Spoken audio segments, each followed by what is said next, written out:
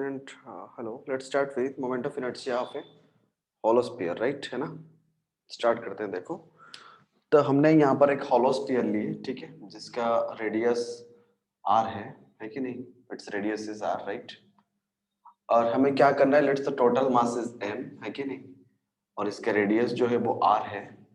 और हमें क्या करना है, ये एक्सिस ऑफ रोटेशन है, correct. This is axis of rotation, समझ में आ रहा है ना।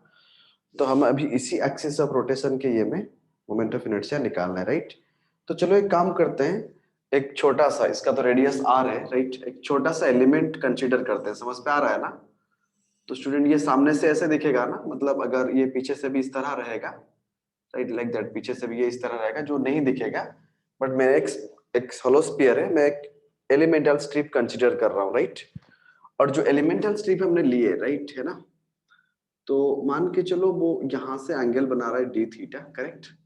एंड दिस इज थीटा, ये हॉरिजॉन्टल के साथ थीटा बना रहा है, राइट है कि नहीं।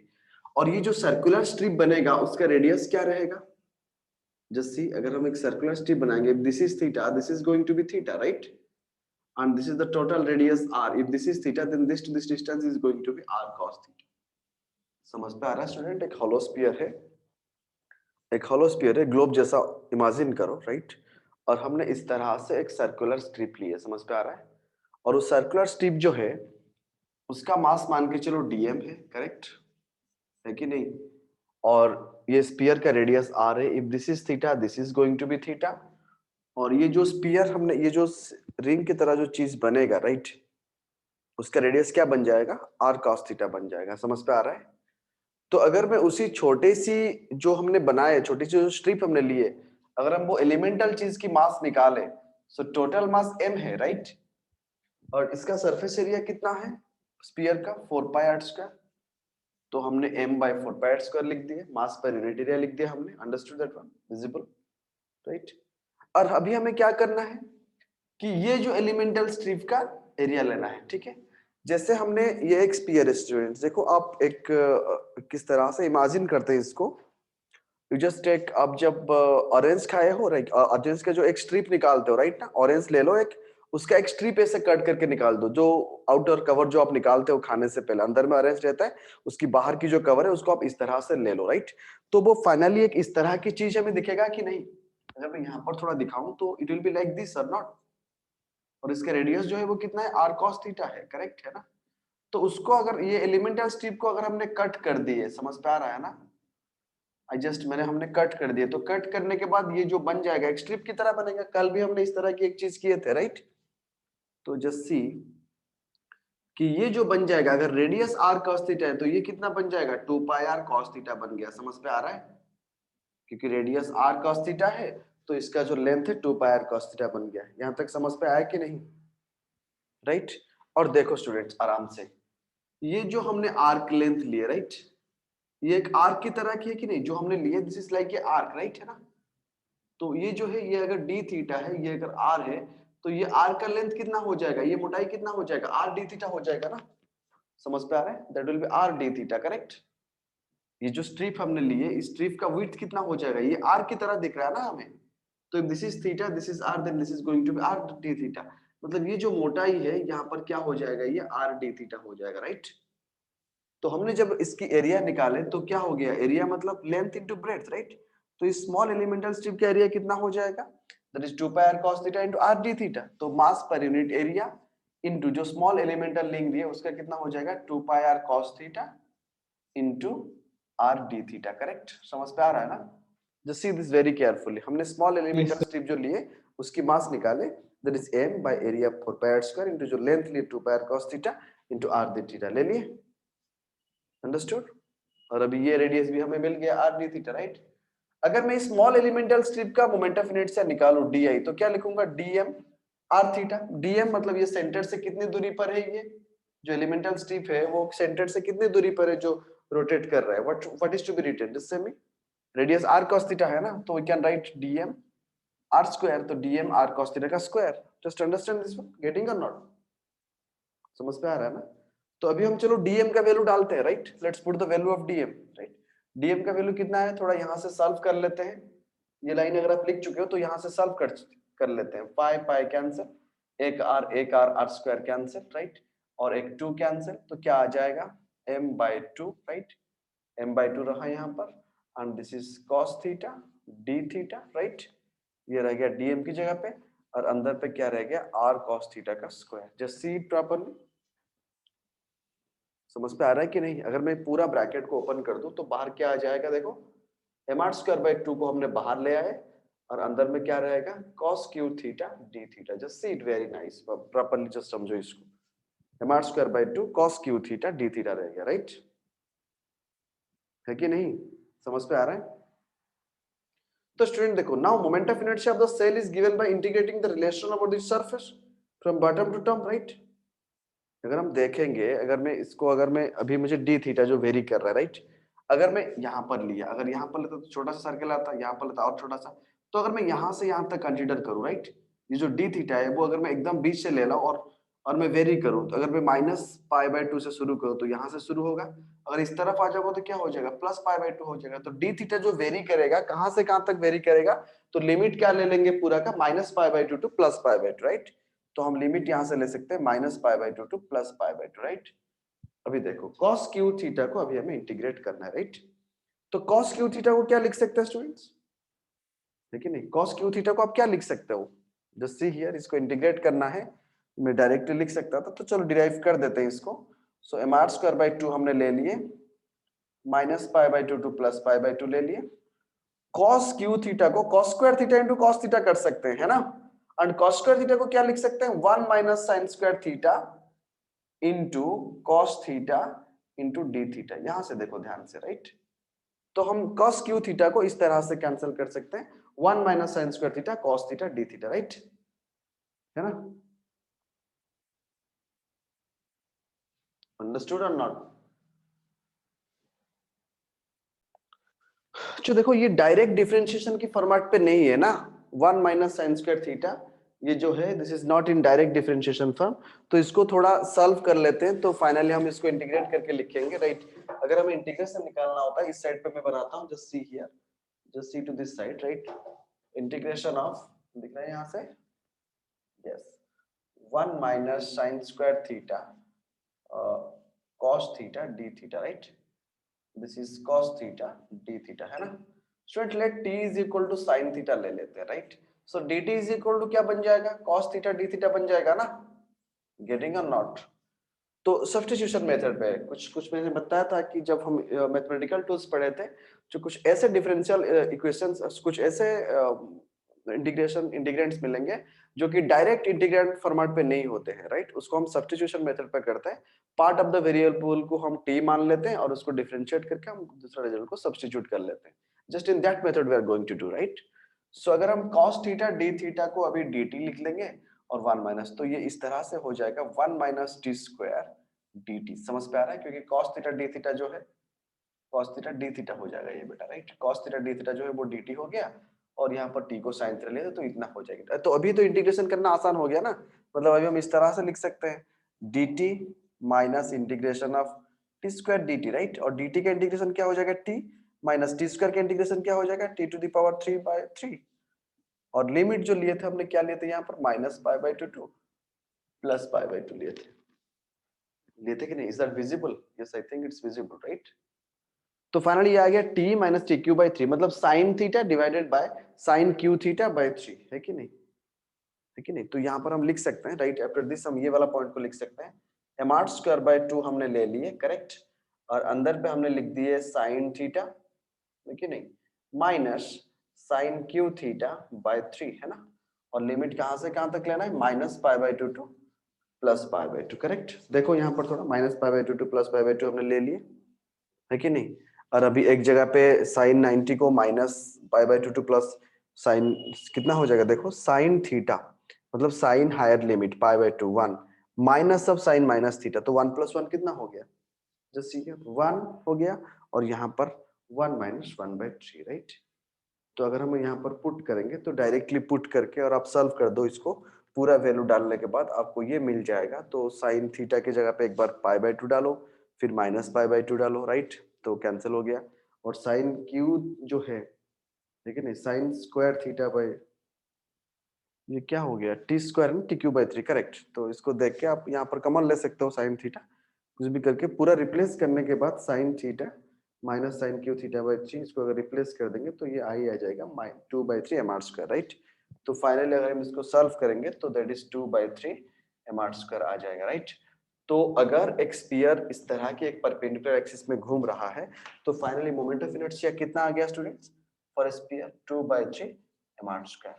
तो आपको ये वैल्यू याद रखना है, ताकि डेरिवेशन इज रैदर इंपॉर्टेंट है कि नहीं, बट आपको ये याद रखना है कि जब हमने एक स्पीयर ले ली, कल एक रिंग लिए थे हमने, एम आर स्क्वायर था, फिर हमने एक डिस्क लिए, डिस्क लेके ऐसे एक्सिस को ऐसे प्लेस किए तो वो हो गया हाफ एम आर स्क्वायर। और आज हमने एक स्पेरिकल सेल मतलब एक होलो स्पीयर लिए, तो इसका मोमेंट ऑफ इनर्शिया आ गया 2/3 एम आर स्क्वायर, राइट।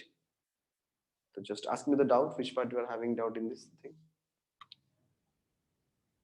देखो moment of inertia of a solid sphere निकालते हैं, राइट। हमने एक सॉलिड स्फीयर ले लिए, करेक्ट, ठीक है, जिसका रेडियस आर है, this is the centre, right. यहाँ पर रेडियस आर है, इसको एक्स एक्सिस मान लो और इसको जो एक्सिस ऑफ रोटेशन है वो वाई एक्सिस पे ही है, right. This is the axis of rotation मान के चलो। और हमने क्या किया, एक छोटा सा एलिमेंटल स्टेप यहाँ पर भी कंसिडर किए है ना, just considered elemental step here, correct. तो सॉलिड स्फीयर का क्या है, सॉलिड स्फीयर मतलब क्या लेंगे, मास पर यूनिट एरिया लेंगे, लेंथ लेंगे या वॉल्यूम लेंगे, बताओ स्टूडेंट सी, क्या लेंगे, वॉल्यूम लेंगे ना, है कि नहीं। Yes sir. अच्छा, तो यहाँ पर कैसे करेंगे, सॉलिड स्फीयर का कैसे निकालेंगे, ठीक है। हमने यहाँ पर एक छोटा सा जो कि पीछे की तरफ दिख रहा है, राइट, है कि नहीं। अगर हम यहाँ से देखेंगे तो ये वाला जो है वो dx मान के चलो, करेक्ट है ना।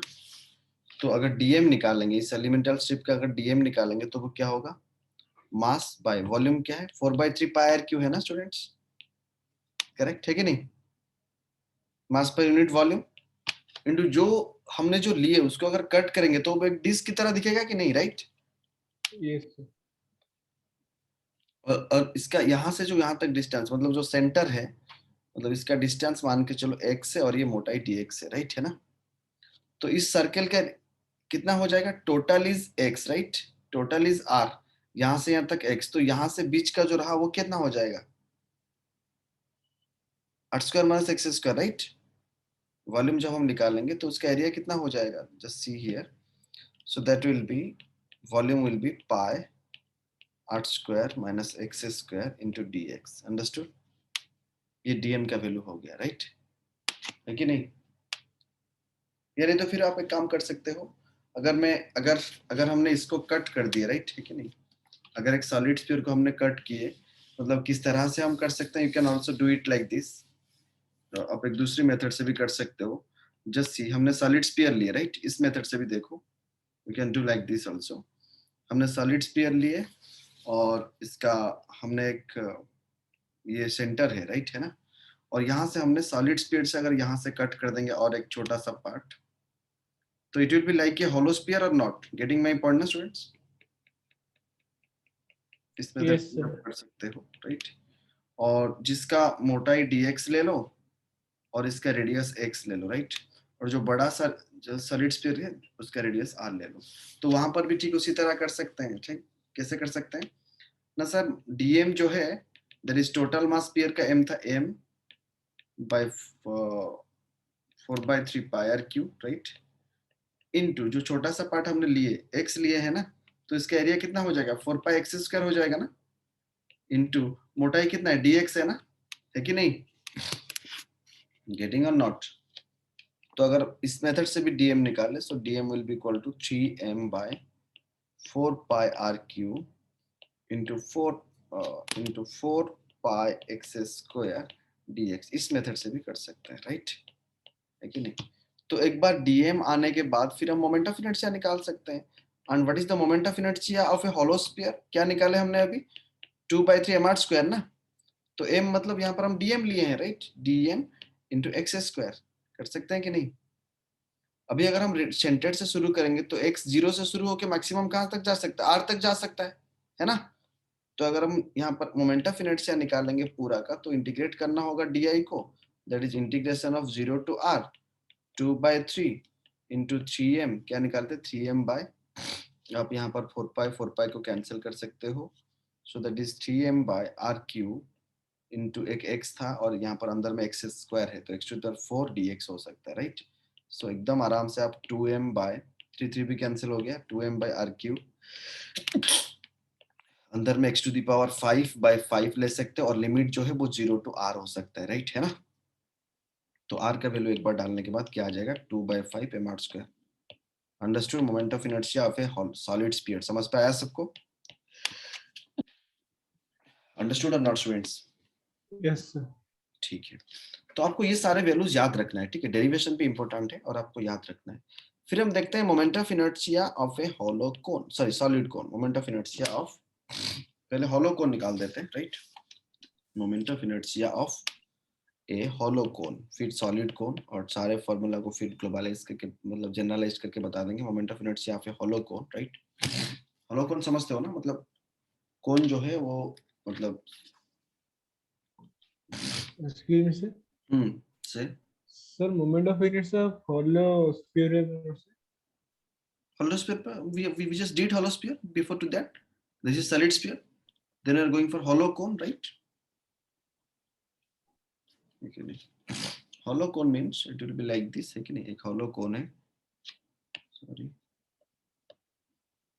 it will be like this, इसका भी एक अंदर सा सर्कल रहेगा, यहाँ से भी एक अंदर पार्ट रहेगा, it will be also like that, correct है कि नहीं, और यहाँ से भी एक रहेगा ऐसा।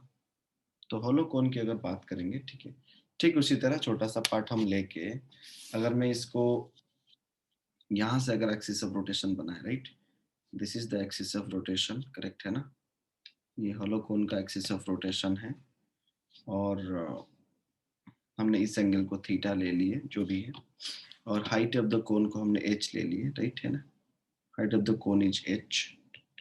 तो अगर हम यहाँ से सॉल्व करेंगे तो हॉलो कोन का moment of inertia about this axis, you will also get the moment of inertia is equal to half m/2, correct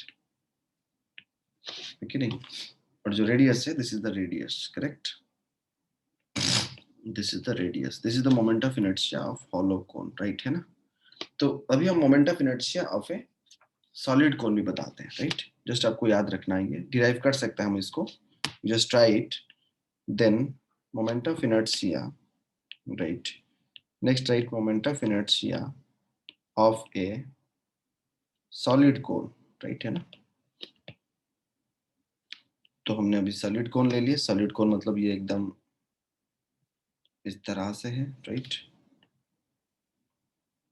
correct, this is like this, और ये पूरा सॉलिड कोन है, मतलब इट इज लाइक कि एकदम एक सॉलिड कोन है ना। तो अगर हम इसको एक्सिस ऑफ रोटेशन बनाएं, correct, let's make it axis of rotation, हमने इसको इस तरह एक्सिस ऑफ रोटेशन बनाए, and let the height is h। तो यहाँ पर अगर हम इसको सॉल्व करेंगे सॉलिड कोन को, तो जैसे सॉल्व करते हैं तो that will be 3/10 m/2, you have to remember all the values, right. तो सॉलिड कोन का मोमेंट ऑफ इनर्शिया क्या है, 3/10 m/2। just try, if not able to do solve how to the answer is coming, then we'll do it, right, moment of inertia of solid cone, right है ना। Yes sir. तो ये आपको याद रखना है। Next moment of inertia of a rod, let's solve about the moment of inertia of a rod, okay, let's do just write moment of inertia of rod, moment of inertia of rod, correct। तो rod का अगर moment of inertia निकालेंगे students, आप देख सकते हो, let's solve it. हमने एक रॉड ले ली, right, let this is a rod, correct है ना, and let this is the axis of rotation, हमने इसको एक्सिस ऑफ रोटेशन ले लिए, करेक्ट, और रॉड का मास m है, and length of the rod is l, correct है कि नहीं। तो हमने क्या किया, एक छोटा सा पार्ट कंसीडर किया रॉड की, समझ पे आ रहा है, let the small part is dx, और ये एक्सिस ऑफ रोटेशन से x की दूरी पर है, गेटिंग माय पॉइंट और नॉट, और वो स्मॉल पार्ट का मास dm है। तो dm कैसे निकालेंगे, dm means total mass by total length into जो स्मॉल पार्ट है dx, दिस इज dm और नॉट, गेटिंग ना। और अगर मोमेंट ऑफ इनर्शिया निकालेंगे, सूरज गेटिंग और नॉट, तो dm सेंटर ऑफ एक्सिस से कितने दूरी पर x square, so that is going Yes. To moment of inertia of the small elemental part, right. So अगर I निकालेंगे तो क्या करना होगा हमें, dm x स्क्वायर को इंटीग्रेट करना होगा, राइट, है कि नहीं, गेटिंग ना। और dm का वैल्यू क्या है, dm is nothing but we got m by l x square, right, m by l dx था, तो m by l x square dx है ना। तो हमने क्या किया, m by l को बाहर ले आए, करेक्ट। और यहाँ पर लिमिट कहाँ से कहाँ तक लेंगे, अगर मैं लेफ्ट से राइट देखो, अगर मैं इस तरफ से जाऊंगा तो इस तरफ इतना जाऊंगा तो क्या हो जाएगा, -l/2, और इस तरफ से राइट जाऊंगा तो क्या हो जाएगा, +l/2, राइट। तो dx जो वेरी कर रहा है वो कहाँ से कहाँ तक वेरी करेगा, -l/2, that will vary from -l/2 to +l/2, correct. तो इसको सॉल्व करेंगे तो कितना आ जाएगा, m by l x square का क्या है, x³/3 इंटीग्रेशन हो गया, तो -l/2 to +l/2, sorry, -l/2 to +l/2, correct. अभी अगर हम इसको वैल्यू पुट कर देंगे तो क्या आ जाएगा, ml²/12। Understood students, yes sir no, understood और not. Moment of inertia of a rod अगर एकदम बीच पे, एकदम एकदम हमने मिडिल पे रखे रॉड को, राइट, ये जो एक्सिस ऑफ रोटेशन है इसको हमने कहाँ पर रखे स्टूडेंट्स, एकदम मिडिल पे रखे, समझ पे आ रहा है कि नहीं, गेटिंग ना। Yes, sir. अगर हम रॉड को क्या किए अभी हमने कि if the rod is pivoted at one end, मतलब इस तरह हम अभी और एक पॉइंट ऐड कर दो, if rod is pivoted at one end, right, at one end instead of center, पहले जो सेंटर पे था, राइट। तो अभी क्या चेंजेस आ जाएगा जब हम, मतलब कि हमने यहाँ पर रॉड बना दिए, करेक्ट। अभी यहाँ पर हमने रखे सेंटर ऑफ एक्सिस, मतलब एक्सिस ऑफ रोटेशन को हमने यहाँ पर रखे, गेटिंग ना, correct. This is the axis of rotation, getting और not. Yes, sir. So I is equal to क्या है, m by l x² dx था ना फॉर्मूला, और वह जो -l/2 टू +l/2 ले रहे थे, बट अगर एक एंड पे आ गए तो एक एंड पे अगर खड़े तो लेंथ 0, और फाइनली इस एंड तक अगर आ जाएंगे तो यहाँ पर अगर देखेंगे तो लेंथ कितना है, 0 है। अगर यहाँ तक आ जाएंगे पूरा एंड तक तो क्या हो जाएगा, l हो जाएगा ना लेंथ। तो लिमिट कहाँ से कहाँ तक लेंगे, l का 0 to l लेंगे ना, करेक्ट है कि नहीं। तो m by l बाहर आ गया और अंदर में क्या डाल दिया, x³/3 डाल दिए और लिमिट ले लिए 0 to l। तो अभी यहाँ से अगर सॉल्व करेंगे तो कितना आ जाएगा, अगर एक एंड पे चले जाते हैं students, ml², right, by 3। Understood और नॉट स्टूडेंट्स, अंडरस्टूड ना। Yes, sir. तो एक रॉड के अगर मिडिल पे एक्सिस ऑफ रोटेशन रखेंगे तो ml²/12, अगर एक एंड पे ले जाएंगे तो ml²/3। ऑल गॉट और not. So just go through all the formulas कि किस एक्सिस के हिसाब से कैसे मोमेंट ऑफ इनर्शिया है। नेक्स्ट क्लास में हम पढ़ेंगे एक्सिस थ्योरम, परपेंडिकुलर अगर कोई एक्सिस प्लेस किया जाए, पैरेलल एक्सिस अगर प्लेस किया जाए। मनीष समझ रहे हो ना, कल आप पूछ रहे थे कि अगर हम एक्सिस एकदम सेंटर ऑफ मास पे ना लेके थोड़ा अंदर पे ले ले या फिर कहीं पे शिफ्ट कर दे तो किस तरह से सेंटर ऑफ मास अफेक्ट होगा, राइट। यू आर आस्किंग और not yesterday, will do that Yes, sir. Next class, right. कल हम इसको पढ़ेंगे कि अगर हम इसको चेंज करते हैं एक्सिस ऑफ रोटेशन को तो मोमेंट ऑफ इनर्शिया कैसे निकालते हैं। But till then you just keep on remembering कि मोमेंट ऑफ इनर्शिया एक रिंग का, डिस्क का, hollow sphere, solid sphere, hollow cone, solid cone, right, और एक रॉड, राइट, है कि नहीं, समझ पे आ रहा है कि नहीं, कैसे रहता है, just to remember that one, ठीक है। कल हम एक्सिस थ्योरम के बारे में पढ़ेंगे, moment of inertia about a general axis of rotation, right, है कि नहीं।